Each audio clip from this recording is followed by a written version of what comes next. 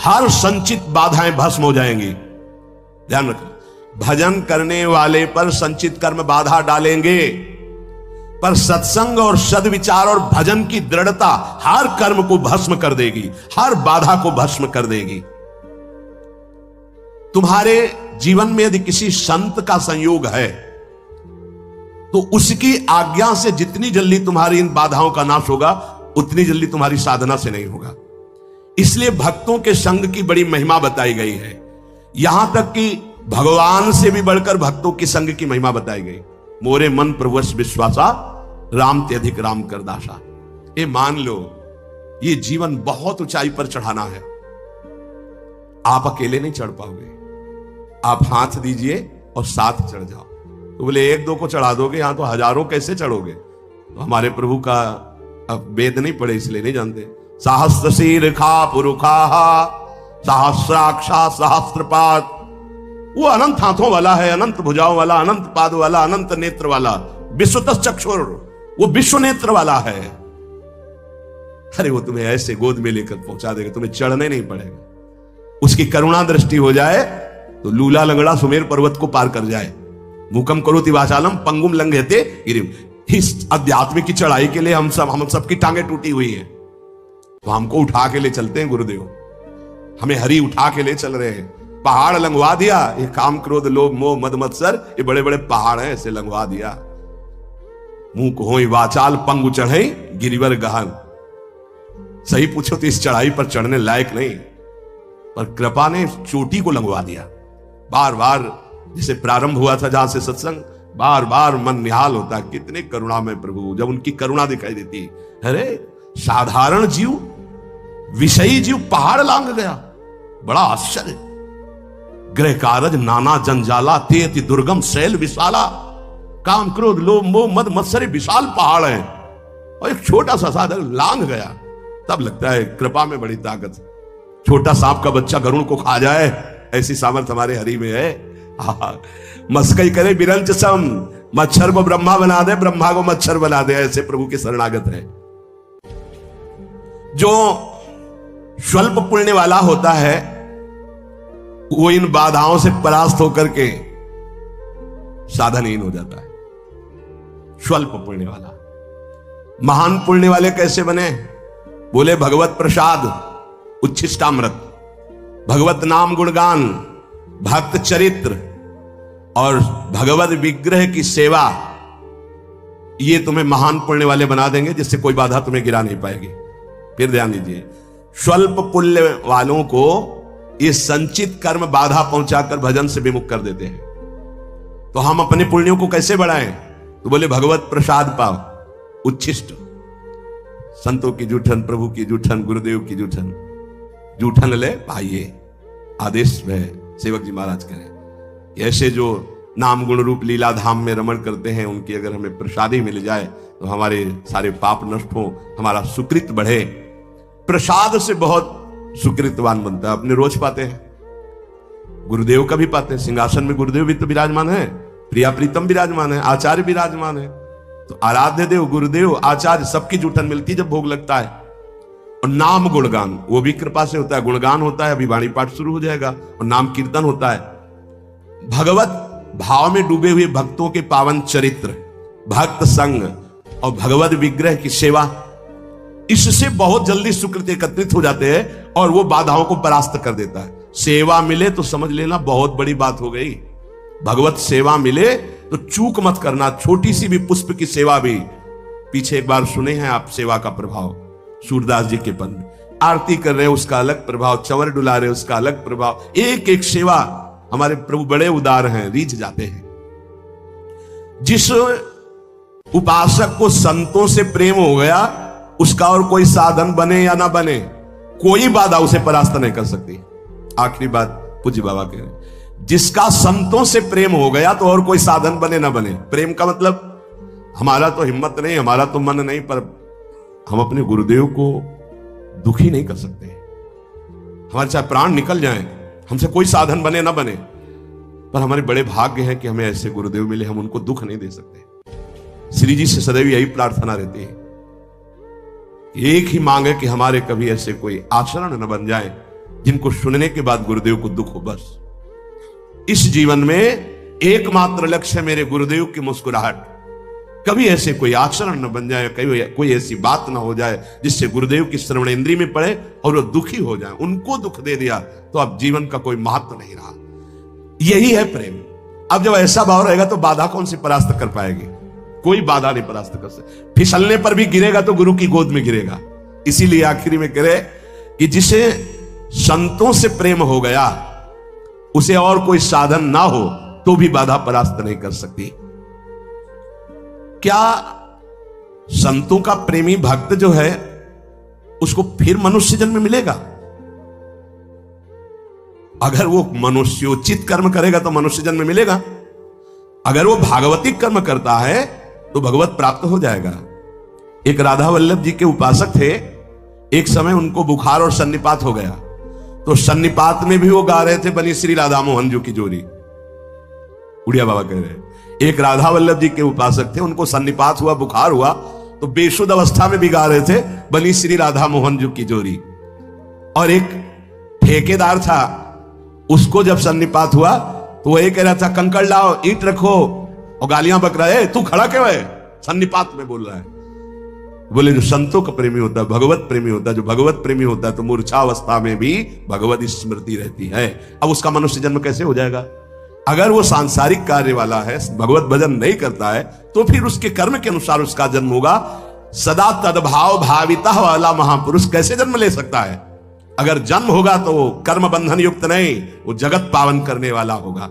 जैसे अपने लोग संतों को कहने लगते हैं तो भगवान के अवतार हैं, तो वास्तविक वो अवतार ही है। वो कर्म बंधन से नहीं आए, वो भगवत प्रेरित होकर, वो भगवत प्रताप रूप से अवतरित हुए जगत मंगल करने के लिए। तो हमारा उद्देश्य भगवत प्राप्ति। पैर ऐसे जमाओ कोई भी प्रलोभन या भय तुम्हें इससे गिरा ना पावे। ये दिन भर बड़े बड़े महापुरुषों की बातें चयन करके आपको सुनने को जो मिलती हैं, अगर आप इनको जीवन में उतारेंगे नहीं तो हमारा प्रयास विशेष सफलता का रंग नहीं लाएगा। रेमन रसिकन संग बिन रंच न उपजय प्रेम। रसिक महापुरुषों का संग कौन करता है? वृंदावन धाम। सुभक्ति मत संगते, जिनकी सुंदर मति केवल भगवत भक्ति में ही लगी हुई है, ऐसे मिलना कठिन है। मिश्रित स्वभाव, थोड़ा विषय, थोड़ा प्रपंच, थोड़ा समाज, थोड़ा ये वो एक अलग है। केवल प्रभु में ही आसक्ति, केवल प्रभु का ही चिंतन, उनके द्वारा जगत कल्याण होता है, जगत मंगल होता है। एक बार किसी ने सदगुरुदेव भगवान से प्रश्न किया कि जगत में प्रचार कर प्रसार करके जगत कल्याण करना उत्तम है या एकांत में बैठकर साधना करना? वैसे तो बोलते नहीं, पर कभी प्रसन्नता होती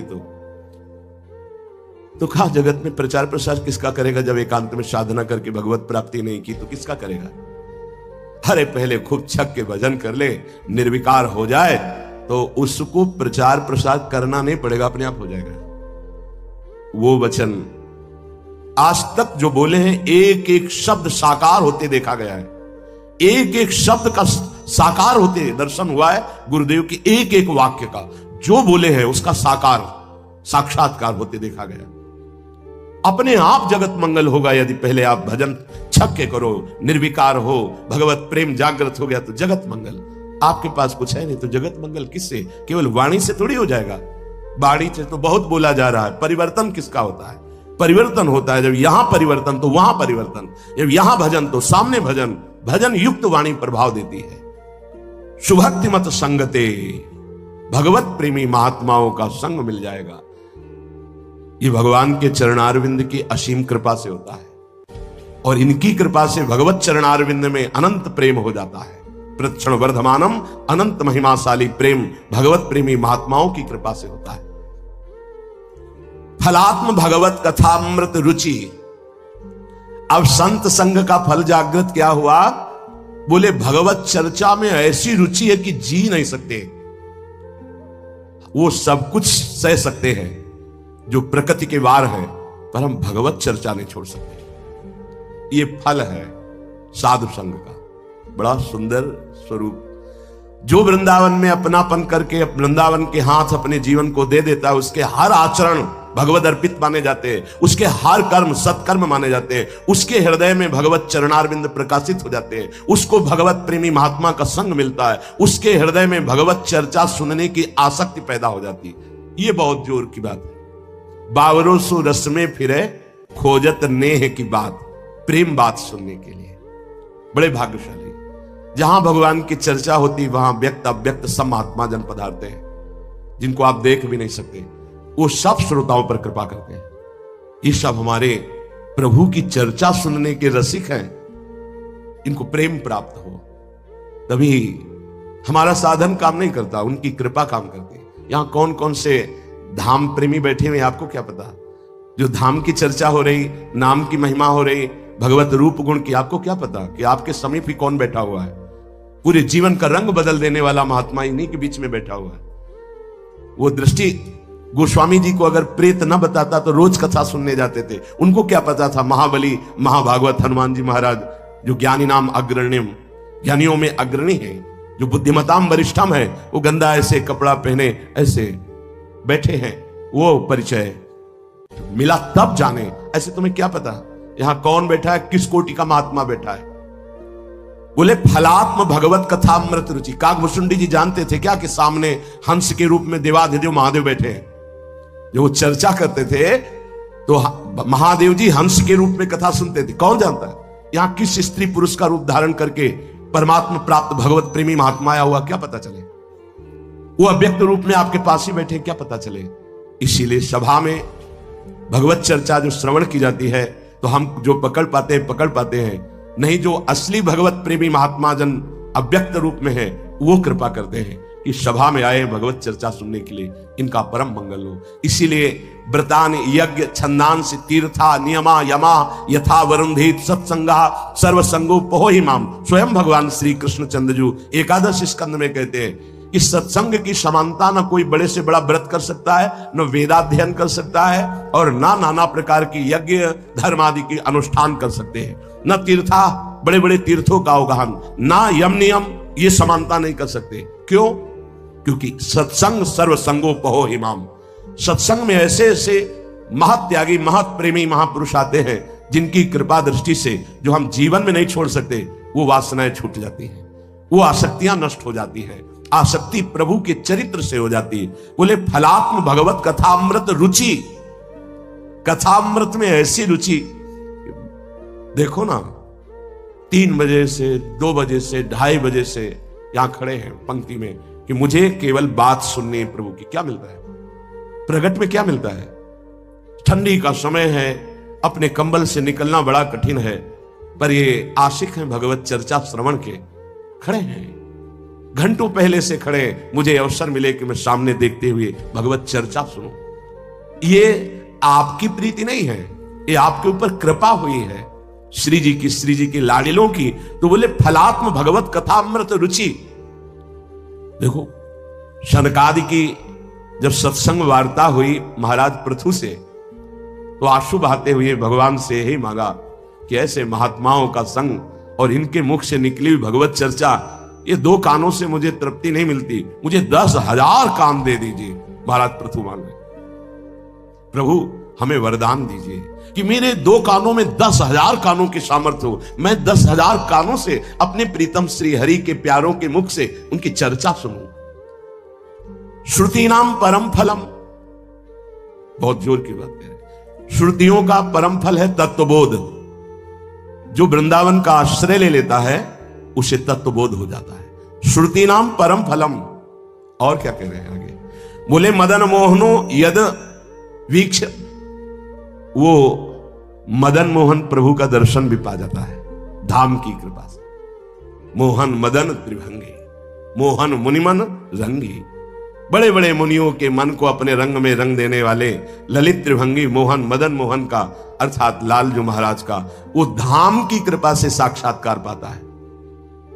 सच्ची मानिएगा, धाम अपने आप ऐसी चमत्कार में लीला उस उपासक के सामने प्रकट कर देता है, निहाल हो जाता है उपासक। बस आप विश्वास कीजिएगा, धाम पर विश्वास कीजिएगा।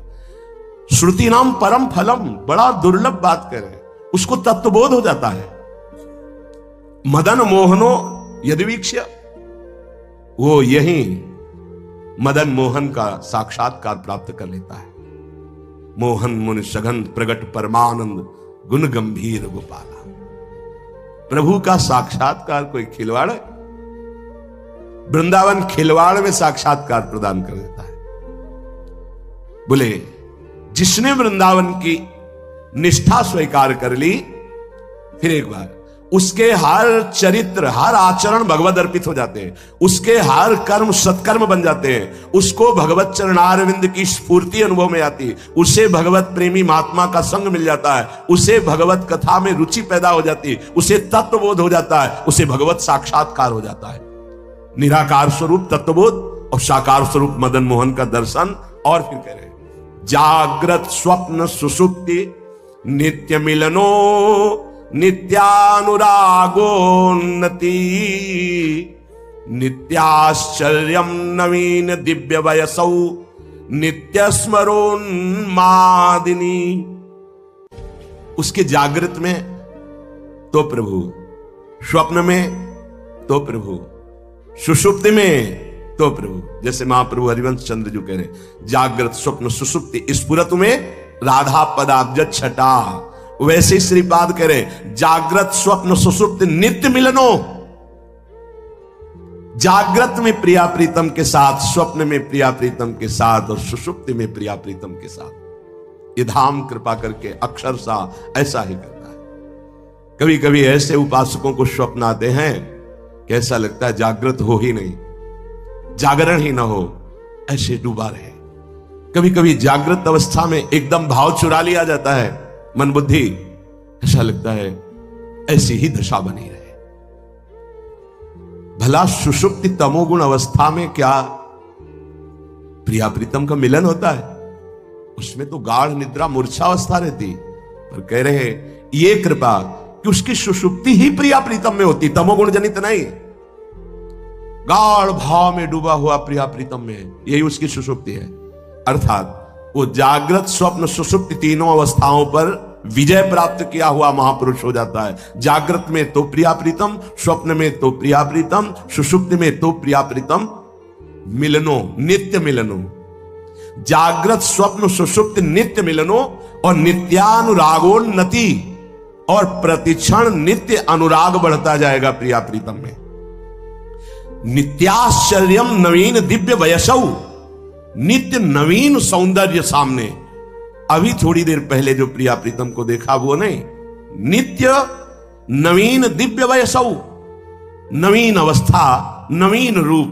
कभी उपासक के नेत्र रूप भर करके पान नहीं कर पाते, ये छक के देख लिया अपनी प्रियाजू को, नहीं। महाराज लालजू कह रहे हैं प्यारी जू जब जब देखो तेरो मुख तब तब नयो नयो लागत। ऐसे युगल सरकार दोनों हैं ऐसे, इनका नयो नेह, नवरंग, नयो रस, नवल श्याम। वृषभानु किशोरी लालजू भी नवीन नवीन लावण्य, तो लाडली जू का नवीन नवीन रूप, इनकी अवस्था नवीन, इनकी पोशाक नवीन, इनका वृंदावन नवीन, उस वृंदावन की कुंज नवीन, वहां के खग मृग पशु पंछी नवीन, और इनकी लीला नवीन, और उपासक का भाव नवीन। इसीलिए प्रतिक्षण आसक्ति बढ़ती जाती है। नित्याश्चर्य नवीन दिव्य वैसव और नित्य स्मरोन्मादिनी, ऐसी उसको उन्मादमयी वृत्ति मिलती है कि जब प्रिया प्रीतम के इस नित्य नवीन नववयस रूप का प्रतिपल जागृत में, स्वप्न में, सुषुप्ति में वो मिलन, वो अनुभव, तो उन्माद अवस्था अंदर से बनी रहती है। बाहर से शांत दिखाई देता है, अंदर से उन्माद रहता है। नित्य स्मरोन्मादिनी ये वृंदावन प्रदान करता है। नित्यान्योन्य विचित्र केली कलनौ, अन्योन्य दोनों युगल सरकार ऐसी नित्य नवीन नवीन लीला करते हैं कि उपासक का चित्त उसी में डूबा रहता है। नित्याली वृंदान्वितौ, समूह की समूह नवीन सखियां उनकी सेवा में मगन, उसका दर्शन करके उपासक आनंद मगन होता है। श्री वृंदावन नागरो भज मनस तावेव नित्योज्वलो। अयमन, इस महान उज्जवल प्रेम रस में डूबे हुए हमारे प्रिया प्रीतम का, हमारे राधा माधव का, हमारे श्यामा श्याम का भजन कर। भजन करने में, प्रिया प्रीतम की आसक्ति में सबके हृदय में ये चार बहुत बाधक है। पहला है लय, फिर है विक्षेप, तीसरा है कषाय और चौथा है रसास्वादन। ये चार भजन की बहुत बड़ी बाधाएं हैं। ये प्राय बाहर नहीं, ये जो अंतर में डूबे हुए प्रेमी महापुरुष हैं, इन बातों का वही विशेष वर्णन होता है, नहीं तो बाहर इनका परिचय नहीं। लय, ये भजन की पहली सबसे बड़ी बाधक वृत्ति है। लय, माला उठाया, भजन शुरू किया, छूट गया माला, पहला विक्षेप। लय का दूसरा विक्षेप, भजन शुरू किया, किसी विषय में गाढ़ चिंतन में डूब गया, न नाम न मंत्र, उसका चिंतन ही नहीं हो रहा। या हम पाठ शुरू किया, किसी विषय चिंतन, किसी अन्य चिंतन में इतना डूब गए कि कितने पद कितने नंबर के गा चुके हमको खुद पता नहीं। ये श्री जी में लय नहीं है, ये विक्षेप, ये जो बाधा है उसका लय का निषेध कर रहे हैं। भजन की पूर्णता के लिए इन चार बाधाओं का त्याग करना चाहिए। ये लय कैसे मिटाया जा सकता है? जो अति भोजन करते हैं वो इस बाधा को कभी नहीं हटा सकते। अति भोजन एक तुम्हारी भोजन की नियमावली बन जानी चाहिए, इतने में काम हो जाएगा। कई बार चर्चा की है, दोबारा परोसने की भावना का त्याग कर दो, एक बार परोसा लीजिए। ये हम बहुत अच्छे अच्छे संतों को देखा है, अच्छे साधकों को देखा है, ये बार बार परोसना और बार बार गरम गरम लेना, ये अपने लिए ठीक नहीं है। मान लीजिए हमारी प्रार्थना, एक बार लीजिए, दाल इतनी, हाँ ठीक है, सब्जी इतनी, ठीक है, मीठा इतना, हाँ ठीक है, रोटी 4 रख दीजिए, 8 रख दीजिए, जितना पाते एक बार, और अब दोबारा हमें जरूरत नहीं पड़ेगी, आप अन्य संतों को दीजिए। बस एक बार परोसा लिया, नाम जप करते हैं आराम से उसे पा लिया। एक बार नियम बनाओ, अच्छी से अच्छी वस्तु बस एक बार परोसा लो, उसमें क्या होगा? एक ही दोना में खीर तो होगी, एक बार लेना है। देखो हम साधना कर रहे हैं, यहां निषेध है। लय ये बहुत बड़ा बाधा है भजन के लिए। तो अति भोजन, इसका त्याग कीजिए। किसी किसी के शरीर की आवश्यकता होती भोजन की, इतनी इतनी, वो आप एक बार में ले लीजिए, हम छूट देते हैं। 10 रोटी ले लीजिए, कोई निषेध नहीं। आप सहज में पचा लेते हैं, आप मेहनत करते हैं, आप भजन करते हैं, ले लीजिए, एक बार में ले लीजिए। देखो आप करके देखो, आप एक बार में परोसा लीजिए उतनी वस्तु जितना आपको परोसना है। आपको ऐसा लगता है कि एक बार में जैसे दाल ली, 2 छोटा दोना, हमारा काम नहीं चलता, तो आप बाबा जी हो, रच का पात्र रखो, अपना रच का पात्र लेकर के गए, भाई इसमें डालो, इसमें डालो, ठीक है। आपको लगता है कि खीर आदमी ज्यादा आ सकती है, तो 1 चम्मच दाल और 1 चम्मच खीर मिला करके पी लीजिए, आसक्ति खत्म हो जाएगी। आपको लगता है कि गुलाब जामुन बहुत प्रिय लगते हैं, तो सब्जी से सान के पा लीजिए गुलाब जामुन, ठीक हो जाएगा। भजन करना है कि गुलाब जामुन का टेस्ट लेना है? अरे राधा नाम सुधा रसम। देखो सब कोई इस मार्ग में नहीं चल पाता है। आप सब बड़े भाग्यशाली हैं, सच्ची कहते हैं, बड़े भाग्यशाली। नहीं, प्रपंच रौंद रहा है, अच्छे अच्छे धज्जियां उड़ाए है प्रपंच। आप बड़े भाग्यशाली, तो उसको और समेटिए, देख लीजिए, आप बहुत जल्दी लाभ प्राप्त होगा। लय ये बहुत बड़ी बाधा है, जो अपने संकल्प को, अपने अनुष्ठान को, अपने लक्ष्य को पूर्ण होने में बहुत बाधा पहुंचाता है। मन ही नहीं लगेगा, या नींद आ जाएगी, या बार बार जमुहाई या प्रपंच चिंतन में चले जाएंगे। अति भोजन, दूसरा कब्ज न बनने पावे। कब्ज है, मल अवरुद्ध है, तो फिर भजन में रुचि नहीं, कई तरह की बाधा आ जाएगी। जिसका पेट साफ ना होता हो तो औषधि है ऐसी, उन औषधियों का प्रयोग करो लंबे समय तक, थोड़ा थोड़ा, मृदु औषधियों का, एकदम तीक्ष्ण औषधियों का नहीं तो आपके साधन में विघ्न पड़ जाएगा। मृदु औषधियों का धीरे धीरे वो आंतों को साफ कर देगा। मलबंध नहीं होना चाहिए, अति भोजन नहीं होना चाहिए, और जो अन्न तुम्हें एक बार पाने में, पचने में परेशानी करे, वो दोबारा नहीं लेना। जैसे जीवन में कभी कोई पदार्थ ऐसा हुआ तो फिर मूंगफली कभी एक बार पाके देख ली, और संतों से कुछ ऐसी वस्तुएं लिखाई गई थी कि जिनको जीवन में ब्रह्मचर्य के लिए नहीं पाना, छोटी डायरी है वो रखी हुई, नहीं जीवन में नहीं, सामने जैसे नहीं। जैसे गोभी है, ये गैस बनाती है, कब्ज बनाती है, नहीं पाया। कई ऐसे पदार्थ हैं संसार वाले, उनको मेहनत करनी है, अपने को बैठना है, अपने को वाणिज्य गायन करनी, भजन करनी, तो ज्यादा गरिष्ठ और गैस्ट्रिक पदार्थ ये नुकसानदायक है। जैसे सुनते हैं राजमा, ये जीवन में नहीं पाया गया, जीवन में नहीं पाया गया। क्यों?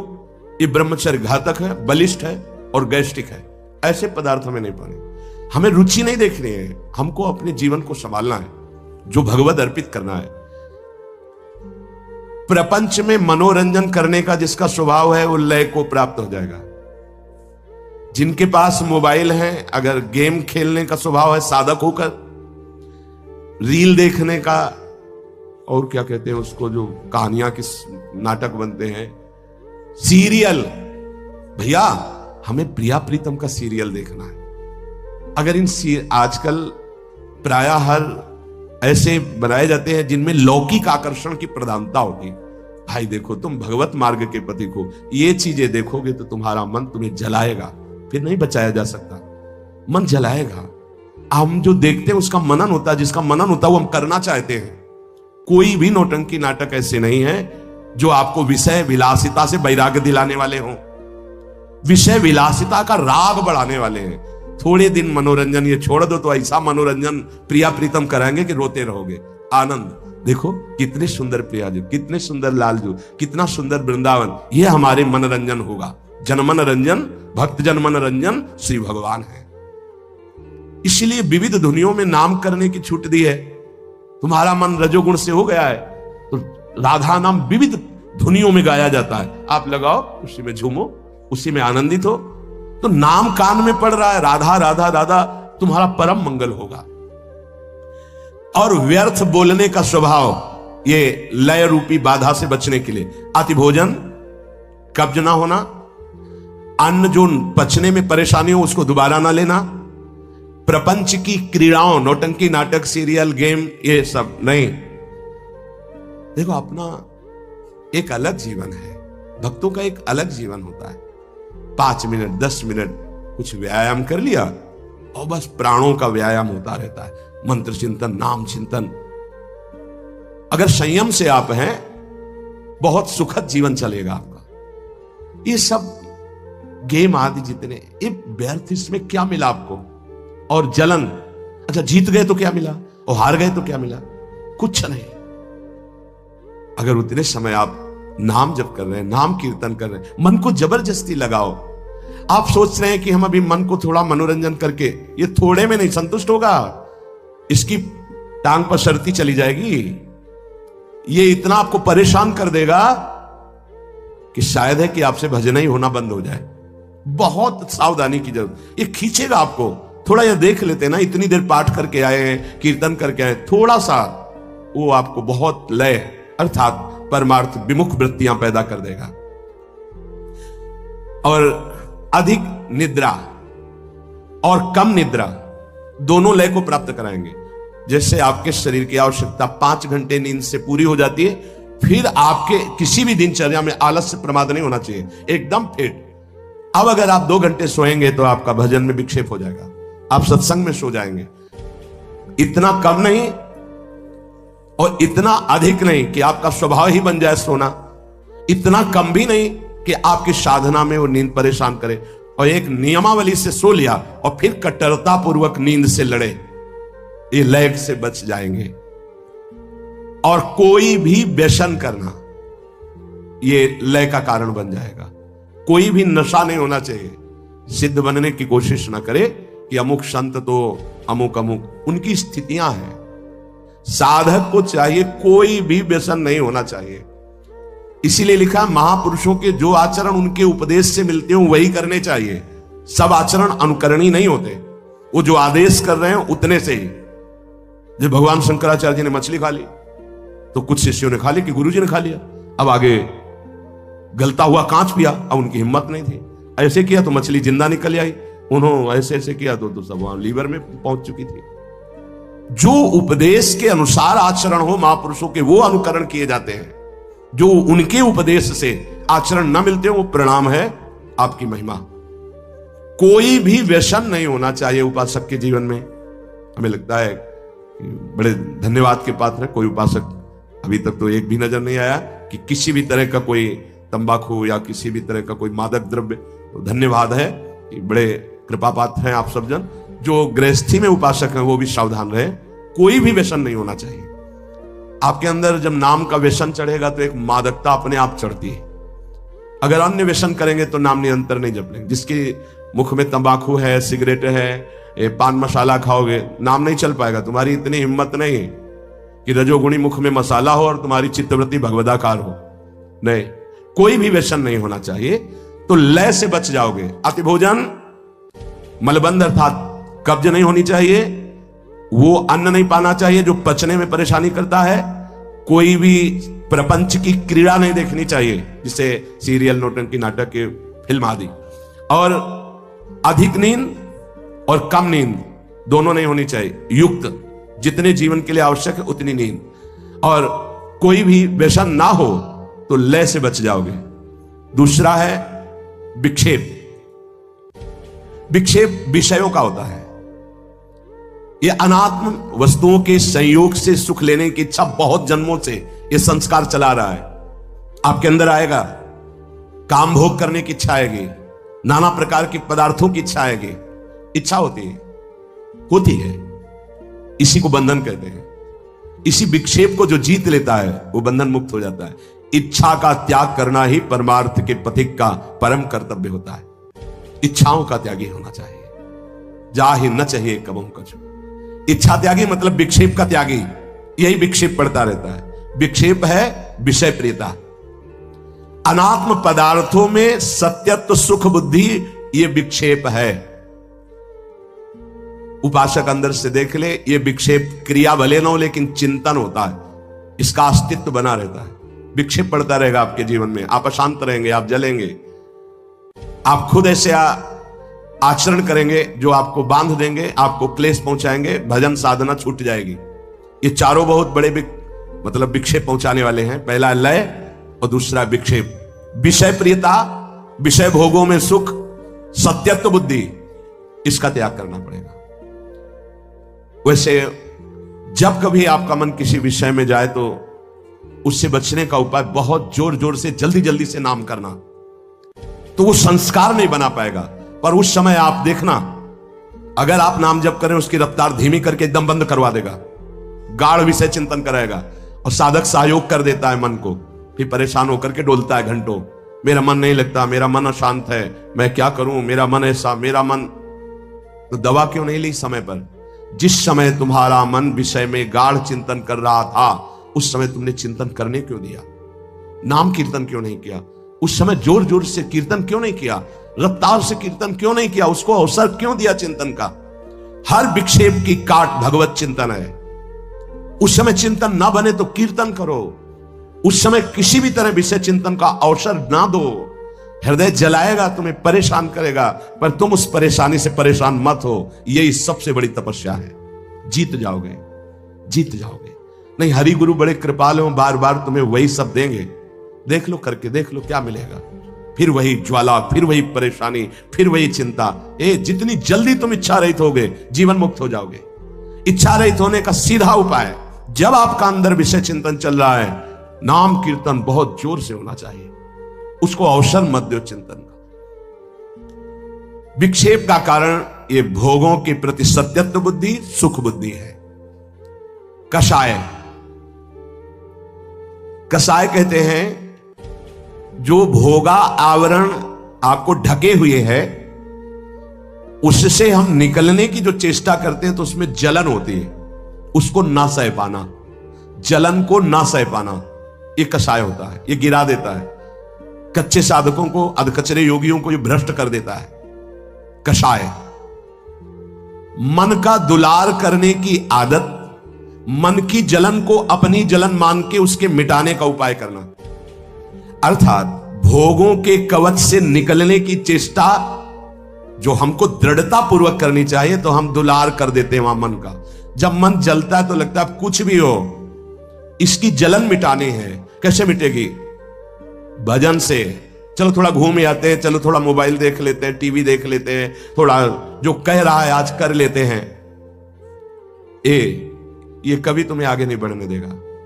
ये कवच की तरह तुम्हें बांध के रखेगा उसी विषय चिंतन में, उसी जलन में। ज्यादा दिन टिक नहीं पाओगे परमार्थ में। बहुत सूरवीर का मार्ग है ये, बहुत सूरवीर का।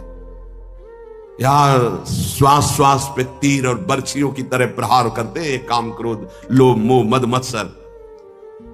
गुरुदेव की कृपा ही कवच है। कृपा क्या है? वो जो उपदेश कर रहे हैं उसे मान लो, यही गुरु कृपा है।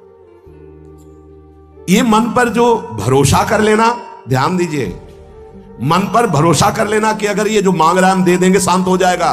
धोखेबाज, भारी धोखा खा रहे हो आप, बहुत बड़ा धोखा खा रहे हो। ये मन तुमको फंसा के और जला देगा। ध्रुवदास जी महाराज कह रहे, विषय चुगा जिन चुगे मन, चुगत कछुक सुख होए, फिर फांसी ऐसी लगे तेषम दुख न। मन कहता है एक बार ये चख लेते हैं, भोग लेते हैं, बहुत जलन हो रही, एक बार तो देख लेते हैं, फिर शांत हो जाएगा। आप राजी हो गए? इसमें लिखा है भोगाकर्षण पर मन पर दया कर देना, दोस्ती कर लेना। चलो ठीक है, अच्छा ऐसा कर लेते हैं। उसके हटाने में जो क्लेश उसे ना सह पाना, अब क्या करेगा? 5 मिनट के लिए तुम्हें शांति दे देगा कि हाँ राधा राधा राधा राधा, बड़ा शांति मिली। अब इसके बाद जब आएगी उसमें ज्वार भाटा, फिर दोबारा कितने मिनट बाद आती है, लौट करके कुछ कहा नहीं जा सकता। हो सकता है थोड़ी ही देर में आ जाए, हो सकता है शाम तक। अब जब आएगी तो तुम्हारी ताकत नहीं कि तुम रोक सको, तुम्हारी दस्तखत करने की जरूरत नहीं, वो घसीट लेगा तुम्हें। अगर पहली बार में ही लड़ गए, नहीं छूंगा, नहीं करूंगा, नहीं भोगूंगा, नहीं देखूंगा, नहीं राधा राधा राधा राधा राधा, इसको सह गए तो कषाय को मिटा दिया। जो विषय भोगों का कवच तुम्हें बंदी बनाया था, तोड़ दिया तुमने, चक्रव्यूह को तोड़ दिया इसके। ध्यान दीजिए, मन पर दया नहीं करनी, मन पर दुलार नहीं करना, मन की जलन को अपनी मानकर टूटना नहीं है। जल गंदा सोचता है तो जलेगा नहीं, और क्या होगा? अगर आप उसकी जलन को बता दिया किसी से तो सह नहीं पाओगे। समझ लीजिए, ये युक्तियां हैं जिससे जीता गया है इस विषय पर। मन जल रहा है, अब आप अपने मित्र से कह रहे हैं साधु बहुत जलन हो रही है हमें, चुप, तुम्हें नहीं हो रही, तुम्हारे मन को हो रही, उसकी गंदगी नष्ट हो रही। सोना जलने से शुद्ध होता है, जलने दो उस मन को जिसने तुम्हें जन्म जन्मांतर से फंसाया है, उसे सह जाओ।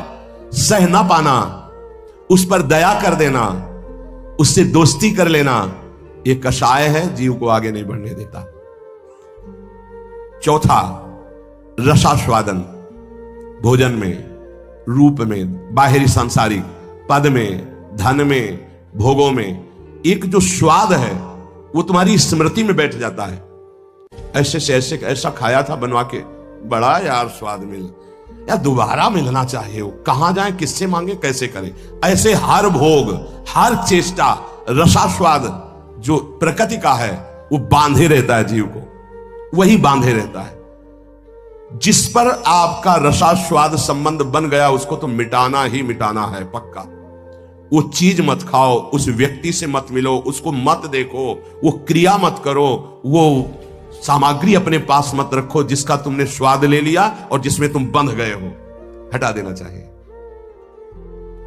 कई बार जैसे किसी विशेष सामग्री के लिए आए तो गुरुदेव ने कहा उठा करके परिक्रमा मार्ग में रख दो। ऐसे समय रखो, रखते समय कोई देखे ना, बस आपका क्या संबंध, रख दो आप। क्या हुआ, एक बार गुरुदेव भगवान के यहां अनुपस्थिति में कोई नया गैस चूल्हा, नया सिलेंडर और वो जो ऐसे जिसमें पकाया जाता है कुकर, ये सब पात्र, सब पूरी रसोई सब, अब महाराज जी लकड़ी से चूल्हे में बस।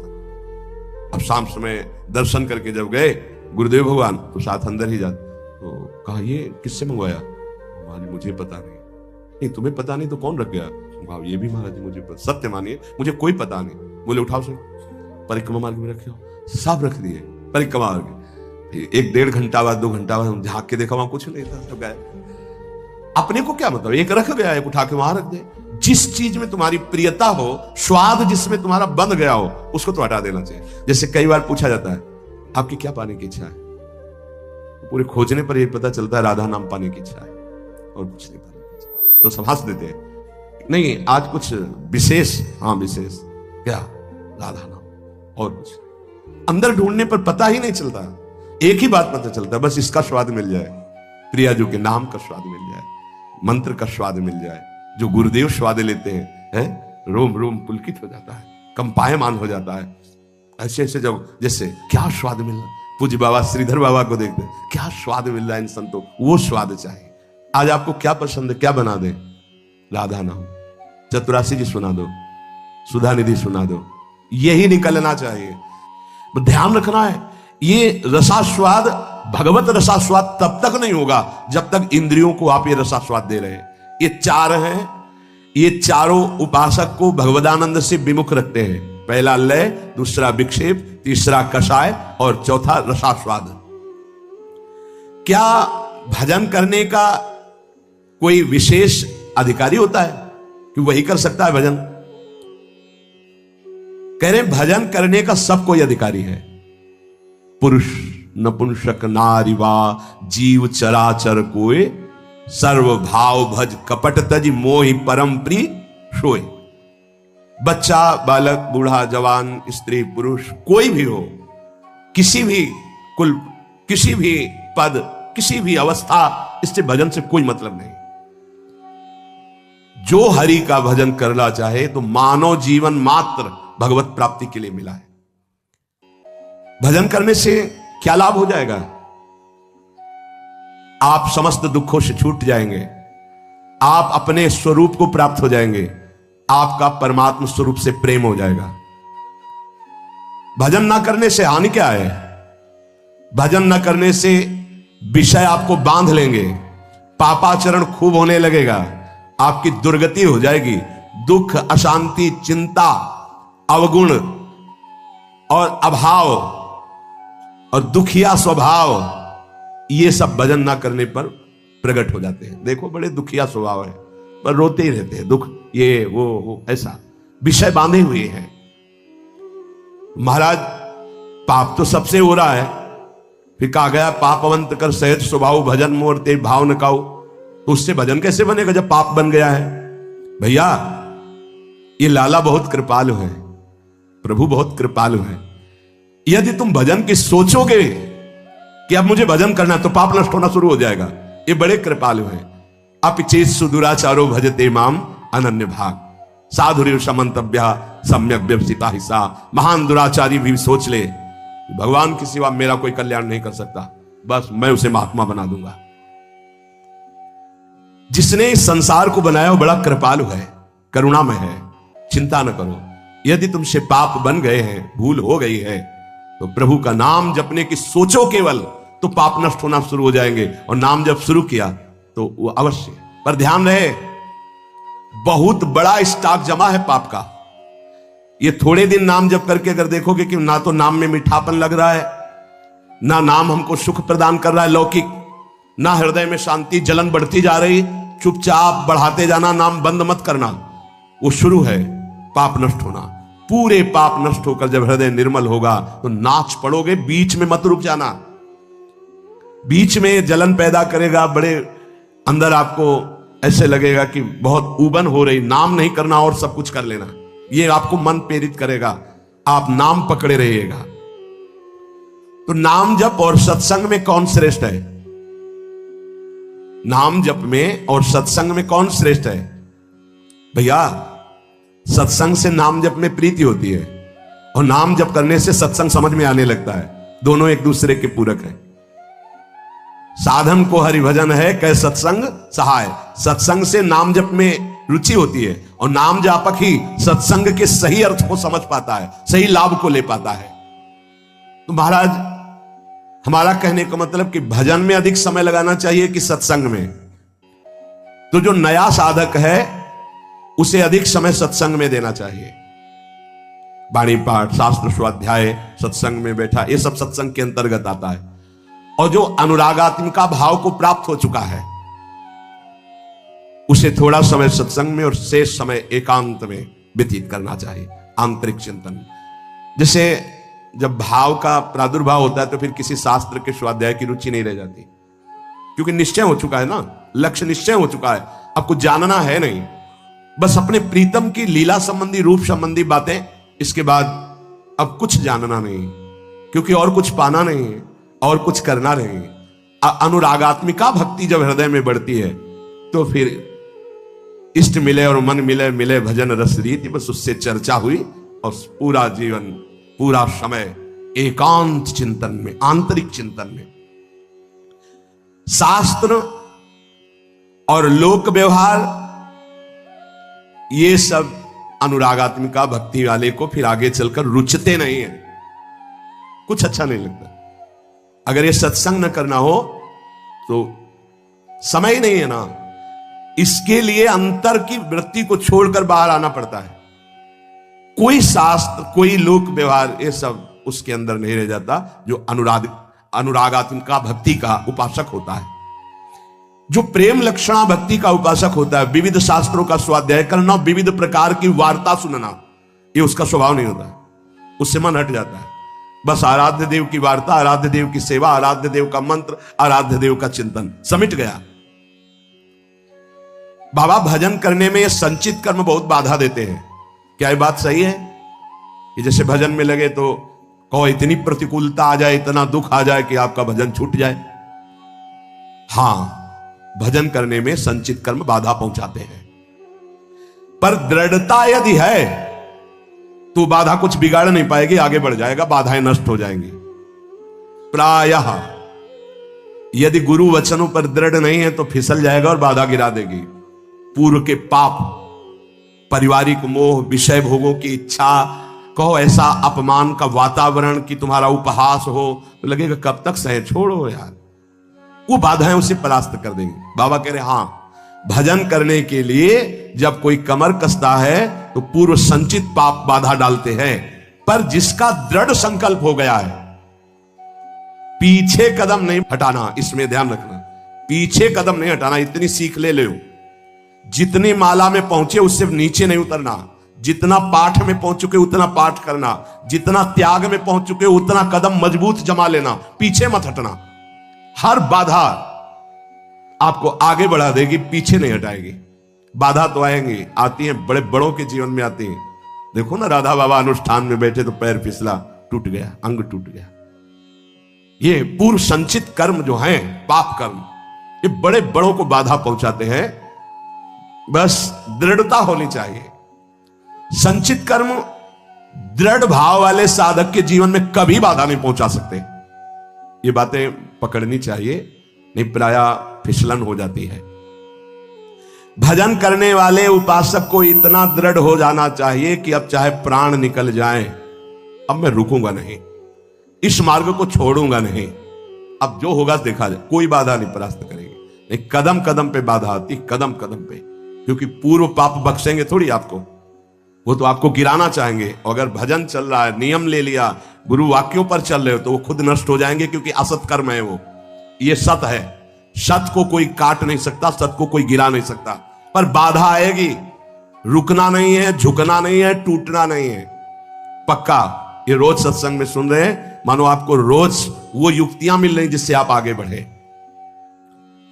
इसमें दृढ़ता के लिए सबसे पहला सत्संग है,